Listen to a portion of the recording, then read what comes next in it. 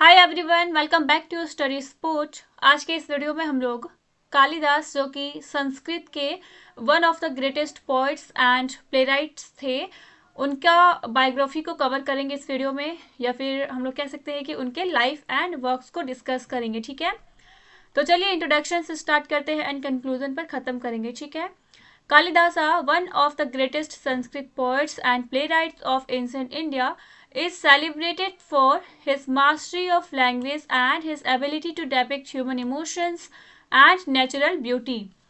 कालिदास संस्कृत के जो महान ग्रेटेस्ट कवि हुए हैं, प्लेराइट्स हुए हैं, उनमें से एक है कालिदास। एंड उन्हें सेलिब्रेट किया जाता है क्योंकि उन्होंने मास्टरी हासिल कर रखी थी लैंग्वेज में, और बहुत ही अच्छे तरीके से उनमें एबिलिटी थी कि वो बहुत ही अच्छे तरीके से डेपिक्ट करते थे ह्यूमन इमोशंस को एंड नेचुरल ब्यूटी को।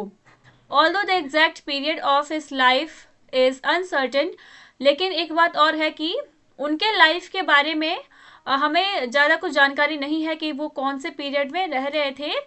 Most scholars believe he lived during the 4th और 5th century CE, लेकिन कई सारे विद्वान, कई सारे स्कॉलर्स ऐसा बिलीव करते हैं कि वो 4th या फिर 5th सेंचुरी के दौरान उनका टाइम ड्यूरेशन था, उस टाइम वो रह रहे थे। Likely during the Gupta dynasty, 4th और 5th सेंचुरी की बात करें तो उस टाइम पे गुप्ता डायनेस्टी चल रही थी, जिसे गोल्डन एज कहा जाता है इंडिया का। इसके बाद है early life and background. Details about Kalidasa's early life remain shrouded in mystery. Kalidasa के अर्ली लाइफ की जानकारी श्रॉडेड है, लिपटे हुए है मिस्ट्री में, मीन्स रहस्य है उनका अर्ली जीवन। किसी को कुछ भी पता नहीं है, सब बस अनुमान लगाते हैं उनके वर्क्स को पढ़ करके कि हो सकता है इनका जीवन ऐसा रहा हो और वो इस जगह पे रह रहे हो। ठीक है, Legend suggests that he was initially uneducated, और legends सजेस्ट करते हैं, मीन्स दंत कथाएं सजेस्ट करते हैं कि वो पहले अनएजुकेटेड थे and became a scholar through divine blessings और एक्स्ट्रा ऑर्डिनरी एफर्ट। उसके बाद ऐसा बिलीव है स्कॉलर कि कालिदास एक स्कॉलर बने डिवाइन ब्लेसिंग से, या फिर हो सकता है उन्होंने कुछ एक्स्ट्रा ऑर्डिनरी एफर्ट दिया होगा। His name, meaning servant of Kali, reflects his devotion to the goddess Kali, and this spiritual connection may have influenced his literary works. उनके नाम पर अगर आप गौर करेंगे तो उनका नाम है कालिदास, इंग्लिश में कहे तो कालिदासा। तो काली का दास मीन्स गॉडेस काली का दास, सर्वेंट ऑफ काली। तो उनका नेम में ही ये छुपा हुआ है कि वो गॉडेस काली के भक्त रहे होंगे, हो सकता है इसलिए उनका नाम भी ऐसे कालिदासा पड़ा होगा। एंड दिस स्पिरिचुअल कनेक्शन, और उनका ये जो स्पिरिचुअल कनेक्शन है, आध्यात्मिक जुड़ाव है माँ काली के साथ उनका नाम का, तो ये भी इन्फ्लुएंस कर सकता है उनके लिटरेरी वर्क्स को। उसके बाद है हमारा लिटरेरी कॉन्ट्रीब्यूशंस। कालिदास ने क्या कॉन्ट्रीब्यूशंस दिया है लिटरेचर के फील्ड में। Kalidasa's works are divided into 3 categories. उनके वर्क्स को 3 कैटेगरीज में डिवाइड किया जा सकता है, प्लेस में, फिर एपिक पोएम्स में एंड लिरिकल पोइट्री में। His writing is known for its imaginative depth, lyrical beauty and understanding of means deep understanding of human emotions, relationships and nature. उनके वर्क्स को, उनके राइटिंग को इसलिए जाना जाता है क्योंकि वो अपने वर्क्स में बहुत ही ज़्यादा इमेजिनेटिव डेप्थ को यूज़ करते थे, बहुत ही ज़्यादा इमेजिनेशन को यूज़ करते थे, लिरिकल ब्यूटी थी उनके वर्क्स में, एंड उनके वर्क्स में हम लोग डीप अंडरस्टैंडिंग देख सकते हैं कि उन्हें बहुत ही ज़्यादा अंडरस्टैंडिंग थी ह्यूमन इमोशंस की, रिलेशनशिप्स की एंड नेचर की। उसके बाद है प्लेज। उन्होंने कई सारे प्लेस लिखे हैं, जिनमें से सबसे ज़्यादा अगर बात करें पॉपुलर प्ले है तो वो है अभिज्ञान शकुंतलम, जिसे जब इंग्लिश में ट्रांसलेट किया गया तो उसका नाम रखा गया था the recognition of Shakuntala. This romantic drama is his most famous work and a masterpiece of Sanskrit literature. Abhijnana Shakuntalam एक रोमांटिक ड्रामा है और मोस्ट पॉपुलर वर्क कह सकते हैं, एंड हम लोग कह सकते हैं कि अभिज्ञान शकुंतलम संस्कृत लिटरेचर का एक मास्टरपीस है। It tells the story of Shakuntala, a forest maiden and king Dushyanta. Abhijnana Shakuntalam play के द्वारा कालिदास एक लव स्टोरी को बताते हैं शकुंतला जो कि एक फॉरेस्ट मेडन थी, एक कह सकते हैं जंगल में रहने वाली एक कन्या, और एक किंग जिनका नाम था दुष्यंत, इन दोनों के स्टोरी को बताया गया है।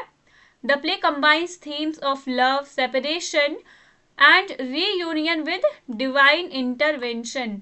इस प्ले में थीम्स देखा गया है लव का, सेपरेशन का, और उसके बाद कैसे वो लोग रीयूनाइट होते हैं डिवाइन इंटरवेंशन से, देवीय हस्तक्षेप से कैसे वो लोग दोबारा मिल जाते हैं, इसकी कहानी है। ये सारे थीम्स अभिज्ञान शकुंतलम में मिलते हैं।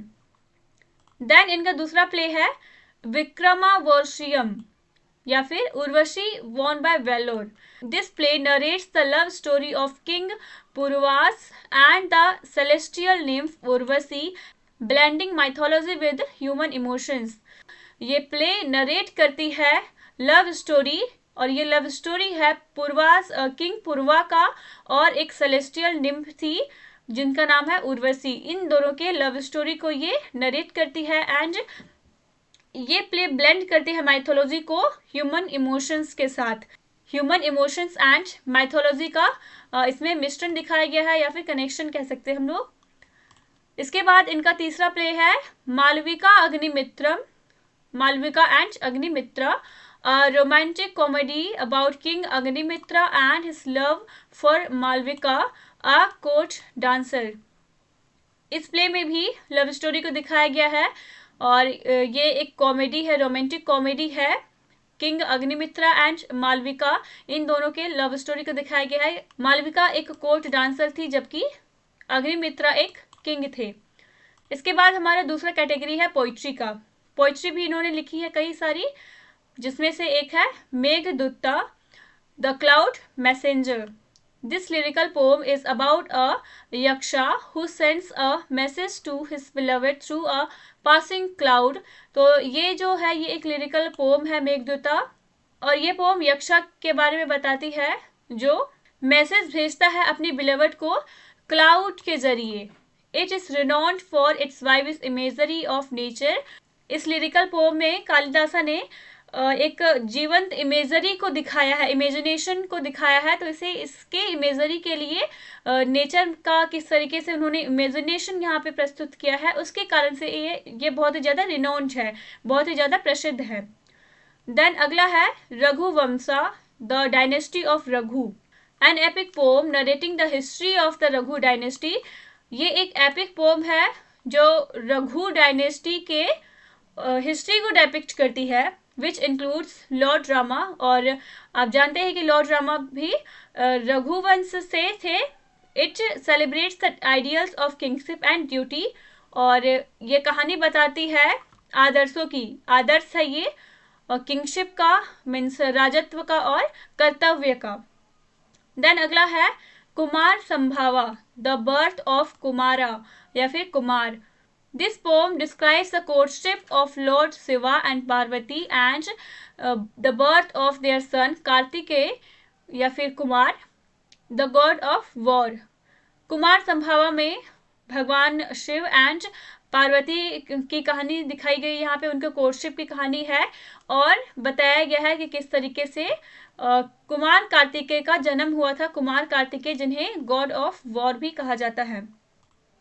देन अगला है writing style and themes. Kalidasa's works are marked by their poetic elegance and vivid descriptions. Kalidasa के वर्क को स्पेशली चिन्हित किया जाता है, उन्हें मार्क किया जाता है उनके पोइटिक एलिगेंस के लिए एंड उनके वाइविड डिस्क्रिप्शंस के लिए। He often used metaphors and similes to depict emotions and nature. उन्होंने बहुत बार मेटाफर्स यूज किया है, सिमिलीज यूज किया है अपने वर्क्स में, क्योंकि वो डेपिक्ट करना चाहते थे ह्यूमन इमोशंस को एंड नेचर को काफ़ी अच्छे तरीके से। His deep connection to the natural world is evident with references to rivers, mountains, seasons and animals enriching his writings. जब आप उनके वर्क्स को पढ़ेंगे तो आप पाएंगे उन्होंने अपने वर्क्स में रिवर्स को यूज़ करते थे, माउंटेन्स को दिखाते थे, सीजन्स को दिखाते, एनिमल्स का यूज़ करते थे अपने वर्क्स में। तो ये सारी चीज़ें रेफर करती है कि उनका कनेक्शन था नेचुरल वर्ल्ड से, वो बहुत ही ज़्यादा जुड़े हुए थे, और यही सब चीज़ उनके राइटिंग स्टाइल को और भी ज़्यादा एनरिच करती है और भी ज़्यादा समृद्ध बनाती है। He balanced earthly and divine themes, उन्होंने अर्थली एंड डिवाइन थीम्स को बैलेंस किया और ब्लेंड किया ह्यूमन इमोशंस को स्पिरिचुअल अंडरटोन्स के साथ, मीन्स मानवीय भावनाओं को उन्होंने आध्यात्मिक टोन दिया। उसके बाद है influence and legacy. Kalidasa's works have left a lasting impact on Indian literature and culture. Kalidasa के जो वर्क्स है उनका एक लास्टिंग इम्पैक्ट है हमारे इंडियन लिटरेचर में एंड कल्चर में। आप समझ सकते हैं कि कहाँ 4th and 5th सेंचुरी के राइटर और उनके वर्क्स को अभी भी इतना ज़्यादा पसंद किया जाता है। इनफैक्ट आपके सिलेबस में भी प्रेस्क्राइब है, कई सारी यूनिवर्सिटीज़ में इनके सिलेबस को पढ़ाया जाता है। तो इस चीज़ से भी इनके राइटिंग का जो इम्पैक्ट है हमारे इंडियन लिटरेचर में कल्चर में वो समझा जा सकता है। His influence extended beyond India, और सिर्फ इंडिया में ही इनके वर्क्स इतने ज़्यादा पॉपुलर नहीं है बल्कि बियॉन्ड इंडिया कई सारे कंट्रीज़ में, इनफैक्ट इन वर्ल्ड लेवल इनके वर्क्स को पढ़ा जाता है, पढ़ाया जाता है। Inspiring translations and adaptations in many languages, इनके वर्क्स को कई सारे लैंग्वेजेस में ट्रांसलेट किया गया है, कई सारे लैंग्वेजेस में इनके वर्क्स को अडेप्ट किया गया है। His play Abhijnana Shakuntalam gained international fame when it was translated into English and German in 18th century. 18th century में इनका प्ले अभिज्ञान शकुंतलम को इंग्लिश में एंड जर्मन लैंग्वेज में दोनों में ट्रांसलेट किया गया था और इसी के साथ इन्हें काफ़ी ज़्यादा इंटरनेशनल फेम मिला, इंटरनेशनल अंतर्राष्ट्रीय ख्याति मिली। Kalidasa is remembered as a poet who celebrated the richness of Indian culture, mythology and nature. और कालिदासा को याद किया जाता है एक ऐसे पोइट के रूप में जिन्होंने सेलिब्रेट किया और एनरिच किया हमारे इंडियन कल्चर को, इंडियन माइथोलॉजी को एंड नेचर को। His ability to capture the universal aspects of human life has made him a timeless figure in world literature. Kalidasa में जो एबिलिटी थी, क्या एबिलिटी थी कि वो कैप्चर कर लेते थे मानवीय लाइफ के, मीन्स ह्यूमन लाइफ के यूनिवर्सल एस्पेक्ट्स को, मीन्स हमारे मानवीय जीवन के वैश्विक पहलुओं को वो बहुत ही अच्छे से कैप्चर कर लेते थे। ये उनमें एबिलिटी थी और इसी के कारण वो एक टाइमलेस फिगर बन गए हमारे वर्ल्ड लिटरेचर में। अब है हमारा एक छोटा सा conclusion. In conclusion, Kalidasa's works show the beauty of love, nature and Indian culture with great skill. और हम लोग कह सकते हैं कि कालिदासा के जो वर्क्स है वो एक ब्यूटी दिखाते हैं लव की, नेचर की एंड हमारे इंडियन कल्चर की, और काफ़ी कुशल तरीके से वो हमारे इंडियन कल्चर को रिप्रेजेंट करते हैं, नेचर को रिप्रेजेंट करते हैं और वो ब्यूटी ऑफ लव को बताते हैं। His writings still inspire people all over the world. और उनके राइटिंग्स अभी भी लोगों को इंस्पायर करते हैं, ना सिर्फ इंडिया में बल्कि all over the world. And इसी के साथ हमारा आज का वीडियो यहाँ पे ख़त्म होता है और मिलते हैं नेक्स्ट वीडियो में एक नए टॉपिक के साथ। Till then keep watching and keep learning and thank you for watching the video.